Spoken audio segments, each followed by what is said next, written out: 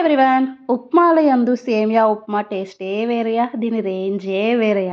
అలాంటి సేమియా ఉప్మాని ఎలాగ ప్రిపేర్ చేసుకోవాలో చూసేద్దాం. దీని స్పెషాలిటీ ఏంటంటే పొడిగా కావాలనుకుంటే ముద్దగా వస్తది. ముద్దగా చేద్దామనుకుంటే పొడిగా వస్తదనమాట.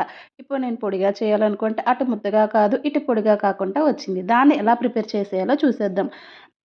స్టవ్ మీద ప్యాన్ పెట్టుకొని కొంచెం అయితే నెయ్యి వేసుకోండి. ఇప్పుడు పోపు దినుసులు కొంచెం ఎక్కువగానే వేసుకోండి. ఉప్మాలో పోపు దినుసుల టేస్ట్ చాలా బావుంటది. ఉప్మా అంటేనే మనకు గుర్తొచ్చేది జీడిపప్పు. జీడిపప్పును కంపల్సరీగా యాడ్ చేసుకోండి. ఇందులో ఎండుమిరపకాయలు, కరివేపాకు కూడా వేసుకున్న తర్వాత బాగా వేపేసుకొని, అందులోనే 2 పచ్చిమిరపకాయలనైతే వేసుకోండి. ఘాటు ఎక్కువున్నాయి కాబట్టి 2 తీసుకున్నా.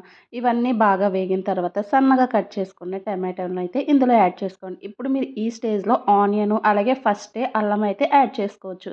నేను స్వామికి ప్రిపేర్ చేస్తున్నాను కాబట్టి అల్లం అలాగే ఉల్లిపాయను స్కిప్ చేశా. అలాగే మనకి టేస్ట్‌కి సరిపడినంత సాల్ట్ వేసుకొని మూత పెట్టుకొని సాఫ్ట్‌గా అయ్యేంత వరకు ఖచ్చితంగా మగ్గించుకోండి.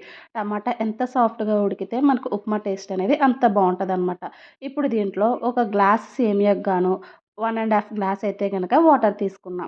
1 ½ గ్లాస్ అయితే వాటర్ సరిపోతదనమాట. బాగా పొడి పొడిగా రావాలనుకుంటే కొంచెం వాటర్ తగ్గించుకోండి. అలాగే సేమియాని నేతిలో వేపుకోండి. అప్పుడు పొడి పొడిగా వస్తదనమాట. నేను నేర్చుకున్న లెసన్ ఇదైతే. అంటే ముద్దగా పొడిగా చేద్దామనుకుంటే కొంచెం ముద్దగా కాదు, పొడిగా కాకుండా అయ్యింది కాబట్టి నేను తెలుసుకున్న విషయం. అందుకనే మీతో షేర్ చేస్తున్నాననమాట.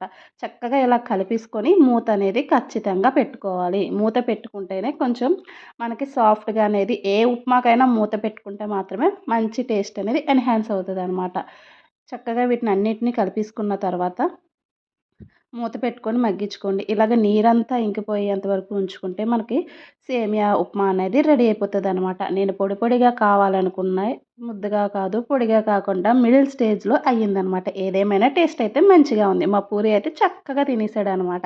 వీడియో నచ్చితే లైక్ చేయండి. నేను చేసిన మిస్టేక్ అయితే మీరు చేయకుండా సేమియాని ఖచ్చితంగా వేపుకున్న తర్వాత మాత్రమే ఉప్మా అనేది ప్రిపేర్ చేసుకోండి. Thank you.